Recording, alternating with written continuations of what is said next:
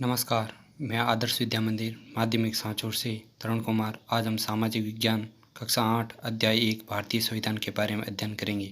भाग संख्या 2। भारतीय संविधान के बारे में जानने से पहले हमने जाना कि संविधान क्या है तथा फुटबॉल के खेल के माध्यम से हमने जाना कि फुटबॉल के खेल में यदि सभी खिलाड़ी फुटबॉल को हाथ से खेलेंगे तो वह खेल फुटबॉल नहीं कहलाएगा तथा उसके सारे नियम परिवर्तित हो जाएंगे। ठीक उसी भांति नेपाल में भी राजतंत्रात्मक शासन व्यवस्था के अंत के साथ लोकतंत्रात्मक शासन व्यवस्था का उदय हुआ। लोकतंत्रात्मक शासन व्यवस्था के उदय के साथ ही वहाँ के लोगों ने नए संविधान को बनाने की मांग तेज कर दी। नेपाल में यही कारण है कि नेपाल के लोगों ने 2015 में अपने देश के लिए एक नया संविधान अपनाया। संविधान का दूसरा मुख्य उद्देश्य होता है देश की राजनीतिक व्यवस्था को तय करना। नेपाल के पुराने संविधान में कहा गया था कि देश के शासन की बागडोर राजा और मंत्रिपरिषद के हाथ में रहेगी। जिन देशों के लोकतांत्रिक शासन पद्धति या राज्य व्यवस्था चुनी है वहाँ निर्णय प्रक्रिया के नियम तय करने में संविधान बहुत अहम भूमिका अदा करता है। लोकतंत्र में हम अपने नेता खुद चुनते हैं ताकि हमारी ओर से वे सत्ता का जिम्मेदारी के साथ इस्तेमाल कर सकें। फिर भी इस बात की संभावना हमेशा रहती है कि ये नेता सत्ता का दुरुपयोग कर सकते हैं। इस तरह की विकृतियों से बचाव का उपाय संविधान में मिलता है। राजनेताओं द्वारा सत्ता के इस दुरुपयोग से लोगों के साथ भारी अन्याय हो सकता है। इसका एक उदाहरण नीचे दिए गए चित्रकथा पट में देखा जा सकता है। यदि राजनेता सत्ता का दुरुपयोग करते हैं तो संविधान में ऐसा प्रावधान है कि यदि कोई राजनेता सत्ता का दुरुपयोग करेगा तो उसको कानून सजा देगा तथा जब चुनाव प्रक्रिया होगी तो जनता ऐसे भ्रष्ट राजनेता को पुनः नहीं चुनेगी। अब इस चित्रकथा पट के माध्यम से इस बात को समझेंगे। सुरेश अपनी कक्षा का मॉनिटर हैं। वह दबंग किस्म का लड़का है। वह अपने उसके सहपाठी भी उसे पसंद नहीं करते।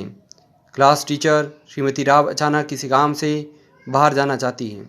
वह सुरेश को सब बच्चों का ख्याल रखने के लिए बोलकर चली जाती है।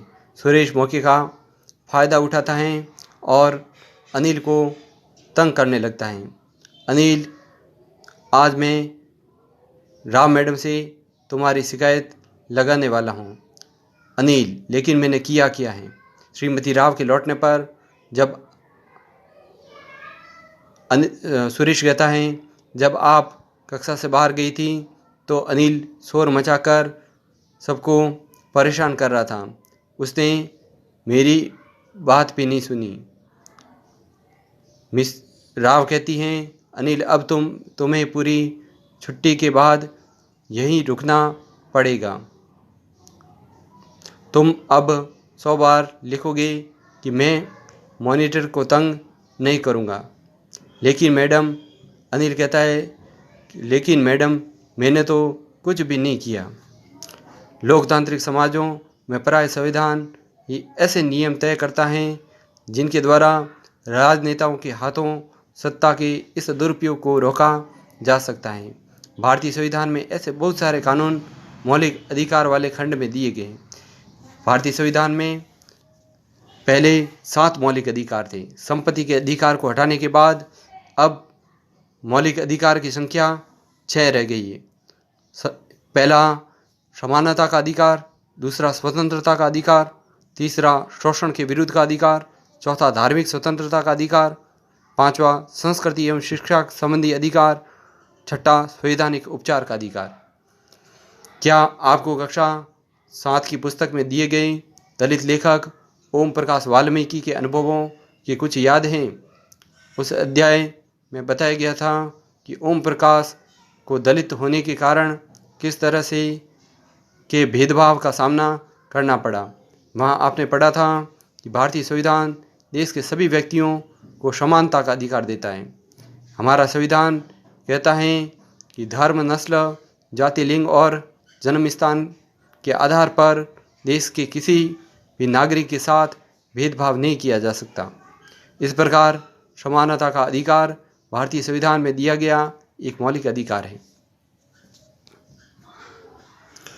ओम प्रकाश वाल्मीकि, जो कि अपनी आत्मकथा में बताते हैं, जिन्होंने झूठन नामक आत्मकथा लिखी, कि मेरे पिताजी जब मुझे गांव की एक सरकारी स्कूल में भर्ती कराने लेकर गए तथा कक्षा में जब मेरा पहला दिन था तो कक्षा में मुझे पीछे वाली पंक्ति में बिठा दिया, जिसका कारण यह था कि मैं एक दलित परिवार से था तथा बैठने के लिए एक छोटी सी दरी अध्यापक जी ने दी तथा कई बार तो नंगे फर्श पर ही बैठना पड़ता था।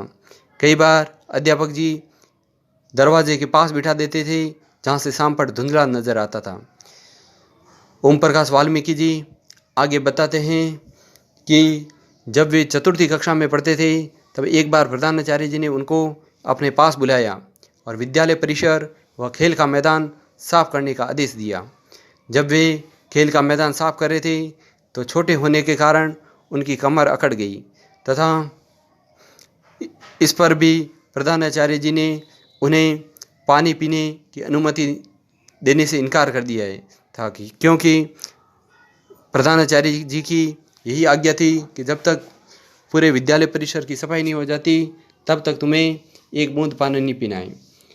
यह सब दृश्य छात्र छात्राएं तथा प्रधानाचार्य व अध्यापक गण देख रहे थे। सबको ओम प्रकाश वाल्मीकि की इस दशा पर बड़ा आनंद आ रहा था।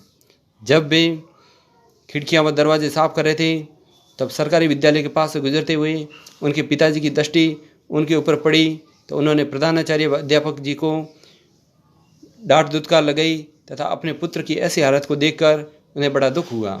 ऐसा जातिगत भेदभाव नहीं होना चाहिए, क्योंकि भारत में समानता का अधिकार दिया गया है। इसका मतलब हम जाति, धर्म, नस्ल व लिंग के आधार पर किसी भी व्यक्ति के साथ में कोई भेदभाव नहीं करेंगे।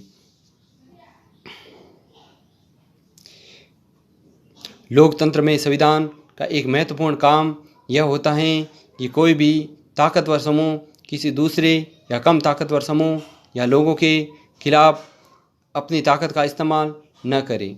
नीचे दिए गए चित्रकथा पट में कक्षा के भीतर की एक घटना के आधार पर इस बात को समझाया गया है। खेल की घंटी शुरू होने वाली है। लड़कियां, चलो आज कुछ अलग खेलते हैं, बास्केटबॉल। नहीं, हम तो क्रिकेट खेलेंगे। लड़के कह रहे हैं कि हम तो क्रिकेट खेलेंगे, जबकि लड़कियां बास्केटबॉल खेलना चाहती हैं। पहली लड़की,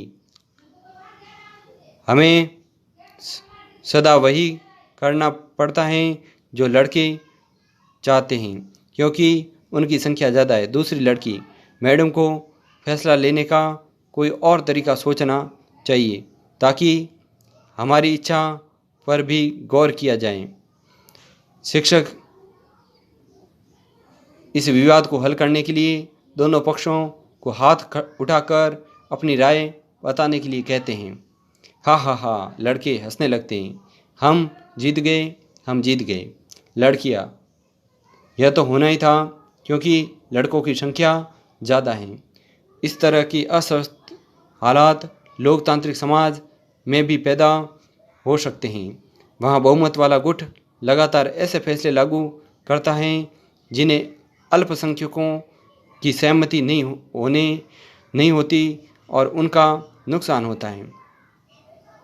जैसा कि चित्रकथा पट में पता चलता है, बहुमत की निरंकुशता का खतरा हर समाज में बना रहता है। संविधान में दिए गए नियमों से इस बात का ख्याल रखा जाता है कि अल्पसंख्यकों को किसी ऐसी चीज़ से वंचित नहीं किया जाए जो बहुसंख्यकों के लिए सामान्य रूप से उपलब्ध है। अल्पसंख्यकों पर बहुसंख्यकों की इस निरंकुशता या दबदबे पर प्रतिबंध लगाना भी संविधान का महत्वपूर्ण कार्य है। अल्पसंख्यकों के लिए सरकार ने इसीलिए अल्पसंख्यकों के लिए अलग अलग कानून की व्यवस्था की है। यह दबदबा एक समुदाय द्वारा दूसरे समुदाय के ऊपर हो सकता है, जिसे अंतर समुदाय इंटर कम्युनिटी वर्चस्व कहते हैं, या फिर एक ही समुदाय के भीतर कुछ लोग दूसरों को दबा सकते हैं, जिसे अंत सामुदायिक इंट्रा कम्युनिटी वर्चस्व कहते हैं।